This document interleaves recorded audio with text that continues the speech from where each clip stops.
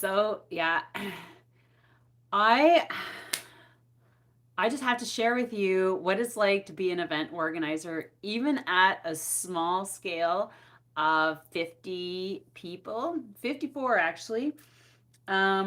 We have, so let me just backtrack and give you a little bit of background to this event.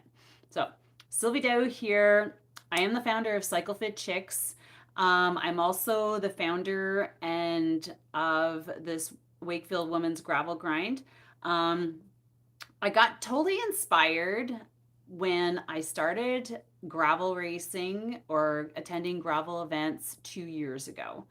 And it wasn't until I attended my first gravel event, 8 hours of Hurton and Halliburton, that after that, I went in there like with an old Bianchi steel mountain bike that was changed over to a gravel bike. And I just absolutely love the distance, the time, the the mix between gravel and road because I had been a road cycling racer for 8 years. From 2005 to 2013, crits, time trials, road racing, stage races, everything you name it. And when and I'd start out as a mountain biker before I even got into road cycling. And then I was an adventure racer, and then I made the transition to just one sport. And it's just been that's what I've been doing. I had a spinning studio. I have my women's cycling club since 2008. And that's where I started giving back to the world of cycling as a coach and founder. But fast forward to now, actually, for about 6 years, our club organized a time trial for with the Quebec Federation in their on their calendar. And that was cool because I really did want to give back to the sport of cycling. And but when I hit gravel, I was like, my heart is not into time trials anymore.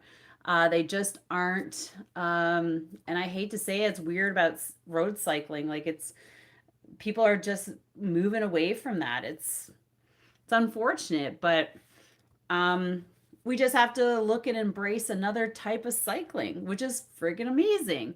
And it's still getting people on bikes. So, anyways, after I attended, I experienced that gravel race or gravel event. I was like, this is it. This is what I'm doing. And I made a complete switch really quickly last year. I was supposed to do the time trial, and I decided to cancel a time trial and do a women's gravel event. And we had 25 participants, like really last minute, like 1 month, maybe 6 weeks last minute. Um, and that was okay because starting off small is okay. And then fast forward to now, um, I had approached my women's cycling club, which is mine, but we it's a non for profit, so we have a board. So if you've ever in that space, you know exactly what this is about. They decided not to support the club, the event, because we're a road club and not a gravel. So then I was on my own, which is kind of fine, which is good. I had zero budget, zero budget. I went out and I started talking to my local company businesses here in Wakefield and Chelsea and asking for support. I got $500 worth of support and also with registrations. Um, we were able to generate enough money to make this work, and based on the budget, I probably have like $200 left over. So, which is probably going to disappear because I'm going to buy coffee for tomorrow morning.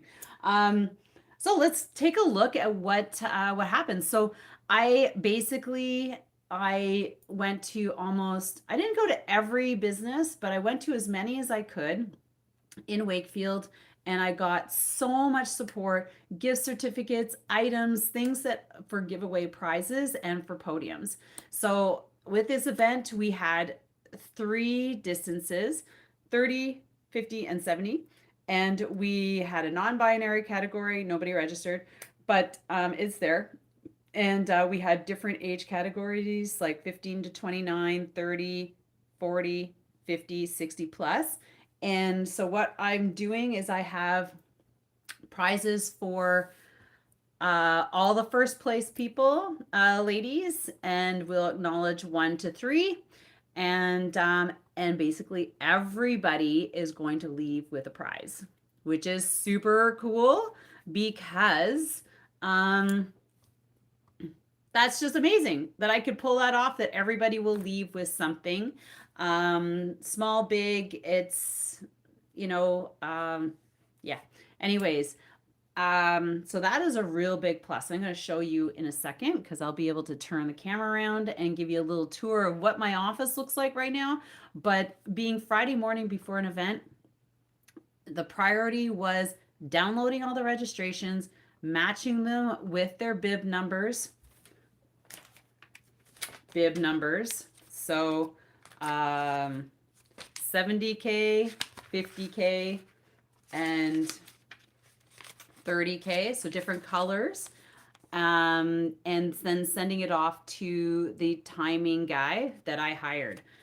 I was going to do it by hand, but I was like, no, Sylvie, I think that is something you should really put money towards too, and is having somebody to do all the timing, so you don't have to do that. You just get all the downloads and you can see it live on your phone and go that way, right?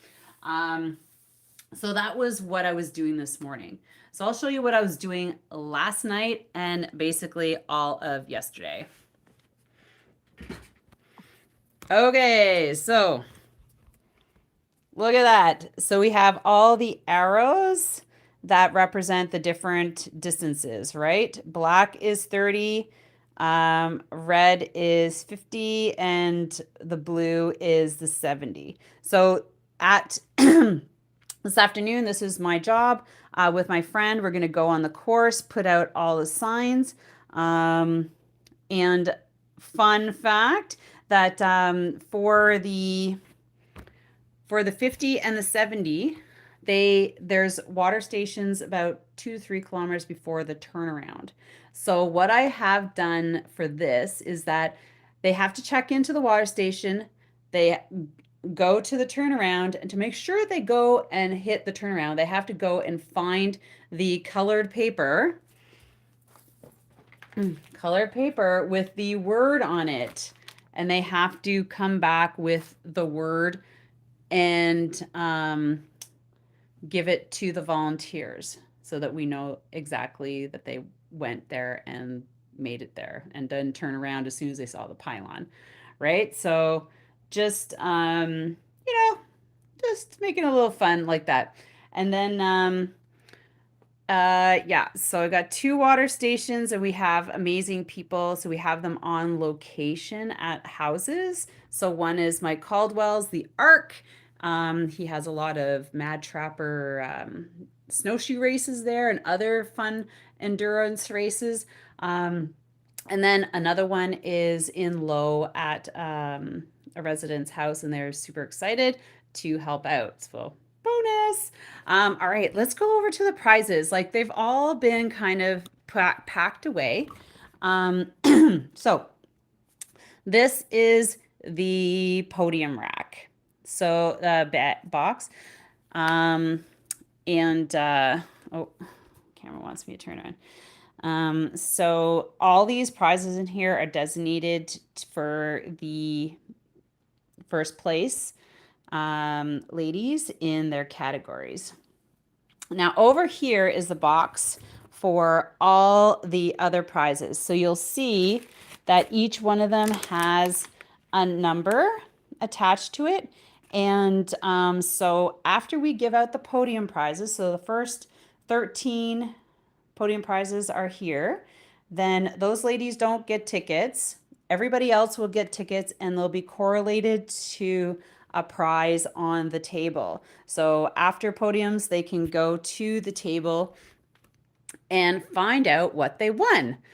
So that has kind of been like the making for the last 2 months of just getting out there, deciding on the course. This course that we're doing is really familiar to everybody. It's one of the most popular courses here in Wakefield, and then it's just um, letting everybody know in town our vision. So the vision is to take this and build upon this event to create a multi-day cycling festival for women. So because it's at Vorlage, Vorlage has just been purchased by individual. His name is Alex Gaudouin, and he is making it into a mountain biking location. So he's already got, and they have the chair lifts. You could go up and then come down. They're really swishy, cool routes, and they're going to be developing that in over 5 years. They've done so much already; it's unbelievable. I don't know what else they're going to do in 5 years, but so there's that, and then there's road riding. Champlain Lookout is so popular for everybody, and then of course there's gravel, and then going into the Gatineau Park. Um, Now, so that is the vision. Then also, like clinics and talks and panels, all sorts of things like that. They're happening more and more, and this is going to be a Canadian version of what's going on in the States. So I'm super excited about this. And there's also a little controversy going on here in Quebec because the Quebec police, language police, are starting to come out really strong. I know this should be probably bilingual, but it's not. And it's not catering to English. It's just has not made a transition to French, but don't want to discourage people from coming here because of the language. And that's a huge barrier in a lot of places. So that's what I don't want happening. I'm going to try and work my way around that, but also have a French flavor. Has to have it. I am and should be bilingual, but I'm working at getting my French back. But anyways, so that's all in the future. Please follow me on Facebook at Sylvie Daou. My open page, my public page, which is Daou Training Systems. So Sylvie Daou, Daou Training Systems, and on Instagram. And here on YouTube, this is where I'm going to be putting a lot of stuff. I'm going to be doing a part 2. Hopefully, I'll get some little videos, maybe some live stuff during the day tomorrow morning that I can post up for you. And yeah, right now also, I'm not going to stay a one woman show. This is not my desire to do this by myself. I am currently working at building a team to make that vision work because I know it's not going to be. I can't do it alone. You know what I'm saying? So that's it. That's what I'm doing. I got to put everything together.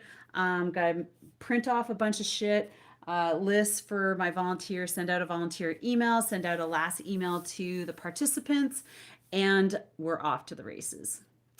So, anyways, if you're a company or in the cycling world, or not even in the cycling world, you don't have to be in the cycling world to participate and be a partner in this vision. If you're a company and you like the vision, you're about women in sport, and you want to be part of this, please email me at wakefieldgravel@gmail.com and just say, hey, I saw you on YouTube, and this is something our company is really interested, because right after this, in August, I'm going to start, this is the time to start looking for sponsors, bike companies, businesses, companies, grants, everything's going to be happening this fall, and I'm super stoked about this because this is something that I really want to do, and I won't deny it's like making it a feasible thing that I can live not comfortably, but pay my bills with and create some savings so I can stay and work in this field. Do you know what I mean? Like, we all want to work in the realms of things that we are passionate about, but a lot of things that are passionate about don't make as income that we would desire. So, this is definitely something that I want to move in that direction, but I know it's going to take a lot of pieces to make this puzzle. And if I spoke to enough event organizers on my podcast. So yeah, check out my podcast, Secrets from the Saddle. That this is like, you have to have like 9 races over the year to make things work, to make it workable for you. So trying to break that. I don't know. We'll see how it goes. And all right, wish me luck. And I will be doing a part 2. And maybe if you catch some of this, it's going to be live. It's going to, anyways, I'm going to, if I have time, I really going to try and make time to capture more of this on video tomorrow to share with you guys. All right, take care. Love you. Bye.